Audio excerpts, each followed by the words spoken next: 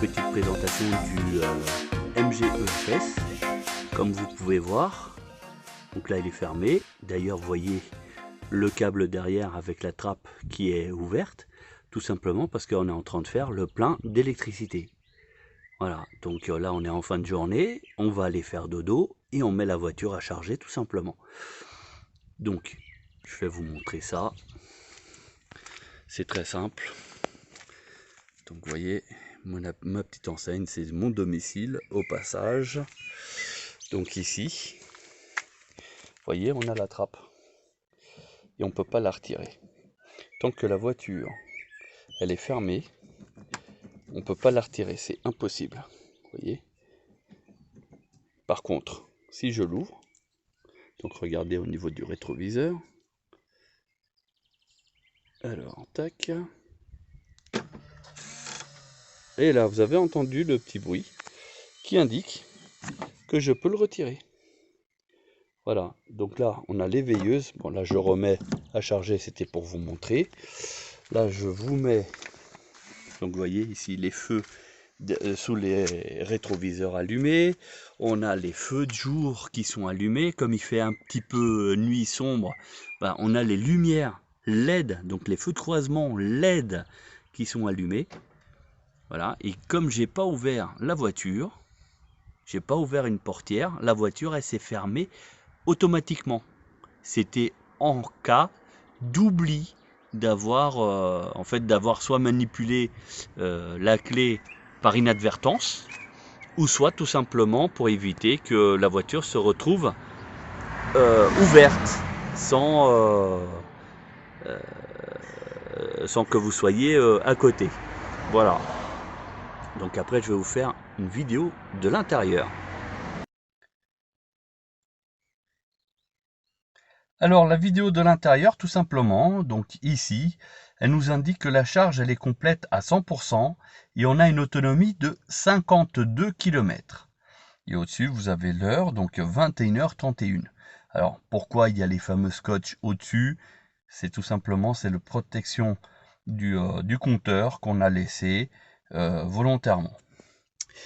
Donc pour ceux qui connaissent, vous avez ici donc la voiture qui est la MG EHS, donc le fameux hybride rechargeable, donc avec toute une panoplie de commandes au volant, mais aussi la fameuse tablette qui pose problème à certains journalistes, parce qu'il semblerait qu'elle soit trop lente. Alors pour ma part, je la trouve pas forcément plus lente qu'une autre voiture de luxe, parce que vous savez bien que quand on fait une critique, l'idéal c'est de la faire sur l'ensemble des véhicules du marché. Ici, j'ai déposé la clé, donc un petit coup bref, et donc là, tout le véhicule va se mettre, donc lumière d'ambiance, comme vous pouvez voir, la tablette qui se met à fonctionner. Et là, par contre, il nous rappelle que le véhicule est en charge. Voilà, donc à chaque fois que vous allez faire une mise en route, ça va se présenter à peu près de la même façon. Sauf qu'ici, on aura accès directement au compteur. Alors, je baisse le son. Voilà. Bonjour, bienvenue pour cette explication sur le MG EHS, comme vous pouvez le voir au niveau des consommations. Donc, on va essayer de vous expliquer. Donc, nous sommes ici sur un total cumulé. Depuis que j'ai fait le plein de carburant, vous pouvez constater qu'il y a eu 466 km d'effectués. Si vous regardez en bas, tout à gauche, vous avez 107 km restants avec le carburant.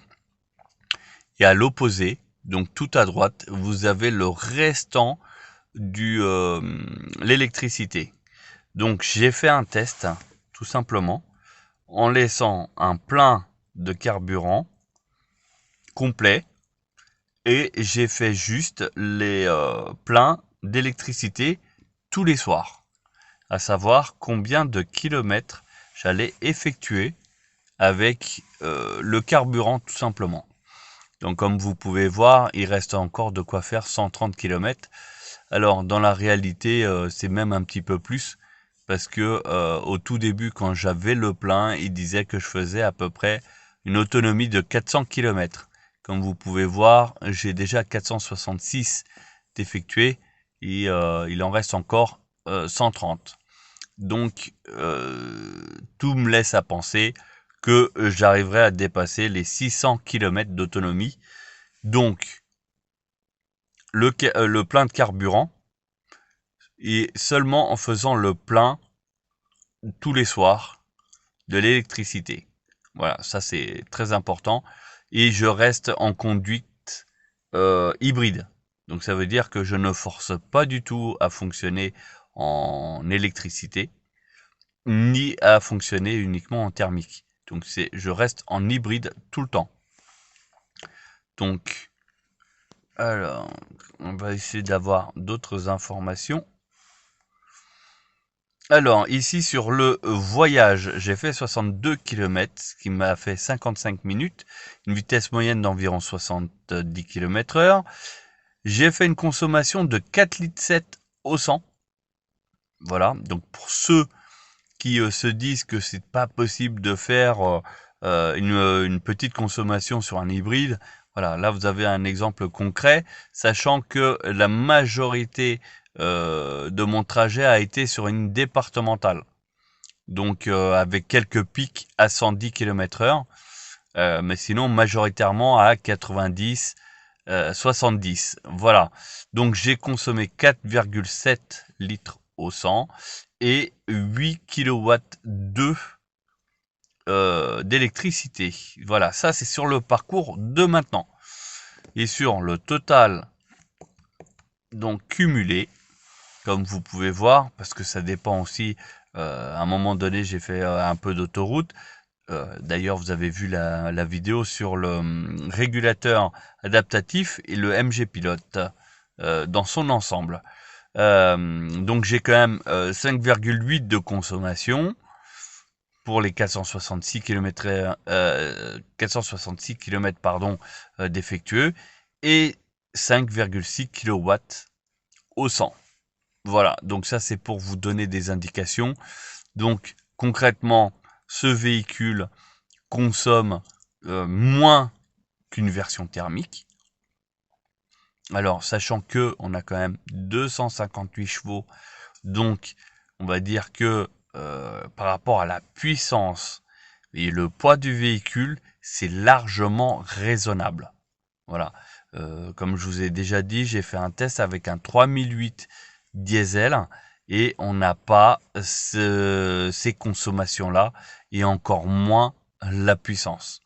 Donc il faut être relatif quand même et raisonné dans ce qu'on dit et dans les comparaisons. Voilà. Donc là aujourd'hui je vais remettre donc le plein d'électricité et je vais aller laisser vider complètement le réservoir à essence. Là pareil, je vous ferai une démonstration de savoir ce qui peut se passer quand le réservoir à carburant il se retrouve complètement vide. Ça fera l'occasion d'un autre sujet. N'hésitez pas à vous abonner à la chaîne Basvel Autoservice. Vous avez déjà pas mal de tests effectués sur le EHS, mais vous avez aussi des tests sur le ZS-EV, donc le SUV 100% électrique. Voilà, et si jamais vous avez besoin de quoi que ce soit, d'un test ou autre, n'hésitez pas, on vous le fera sans aucun problème. Par ailleurs, je vais vous donner une petite astuce ici au niveau de l'écran que vous voyez central. Afin de l'éteindre, vous appuyez sur la maison quelques secondes.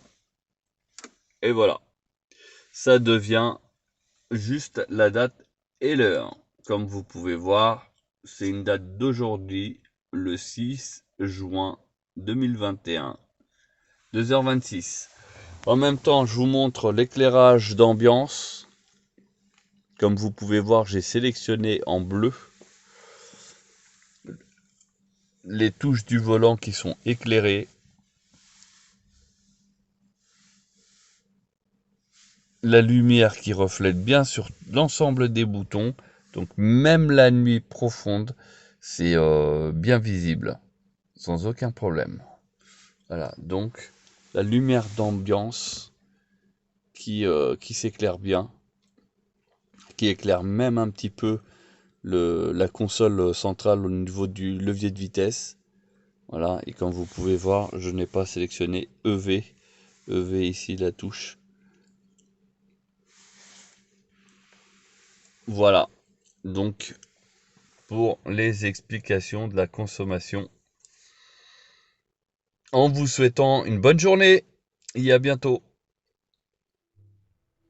Alors me voilà à bord du EHS, j'ai réussi à être pratiquement vide, je mets donc en route. Là, le son. Voilà. Donc, je vais vous montrer. Donc, le réservoir, comme vous pouvez voir, il est vide. D'ailleurs, il me demande de mettre de l'essence. Ici, un pistolet vert, donc ça veut dire du sans-plomb. Ok. Donc, comme vous pouvez voir, j'ai encore une autonomie de 123 km, sachant que je suis vraiment dans la réserve. Là, au niveau du réservoir à carburant, je suis dans la réserve, il reste 71 km. Mais ici, j'ai fait le plein électrique, donc 52. Ce qui nous reste encore 122 km, vous voyez. Donc, on dépasse allègrement les 600 km, toujours avec le même plein de carburant.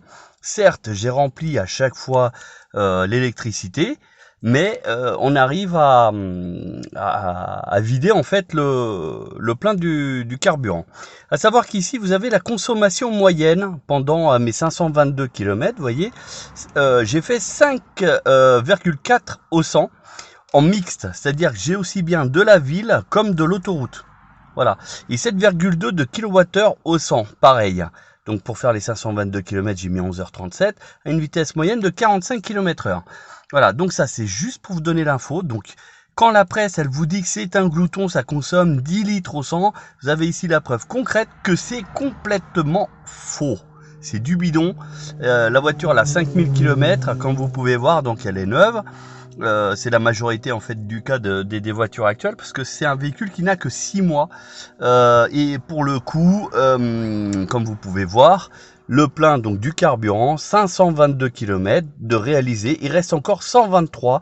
Vous faites l'addition, on est pratiquement à 650 km d'autonomie avec un plein d'essence. Certes, le plein d'électricité, mais pourquoi laisser la batterie vide pendant la nuit, pendant que vous dormez? Bah faites pareil, mettez à charger. De toute manière, ça ne coûte rien, c'est quelques centimes seulement.